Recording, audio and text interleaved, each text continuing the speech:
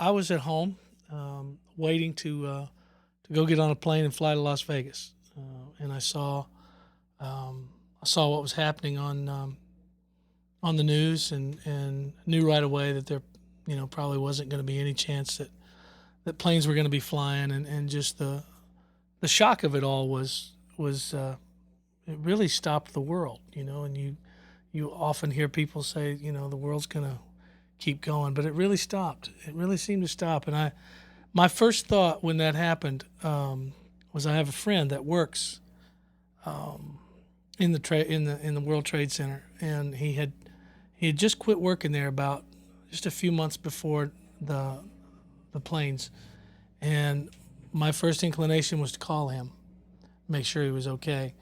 And it just so happened that he had a meeting that morning in I think the 91st floor, the one where where it really went in. The second plane went in, or the first, I can't remember. But I called him, and I couldn't believe it. But he picked up the phone, and he was completely hysterical. And he was supposed to have a meeting in there, but they came in and said, you need to move your meeting to the other tower, the 25th floor or something.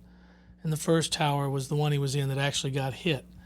But he got out, and I got him as he had just gotten out, and they were coming down the fire escape and helping people get out, and it was in total hysteria. And as soon as he answered the phone, he was hysterical, and he said, I can't, I'm okay.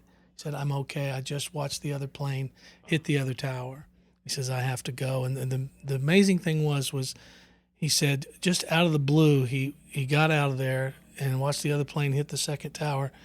And he said, everything was completely in upheaval. And he saw a guy that he hadn't seen since his wedding, was like the best man at his wedding or something, just happened to drive by. And he got in the car with him and got across the bridge and made it home and all that. And as they went over the bridge and whatever, they then saw the towers fall. And but his name is Greg DeVerna, and he's kind of interesting. He spent all of those years after that with fundraising for all the families that had loss of life, and he worked for that company, Cantor Fitzgerald, that lost 700 or 800 employees. So he lost all of his best pals, and that's the one thing I'll never forget was getting him on the phone, and he was actually there watching it right over his head. Man, yikes.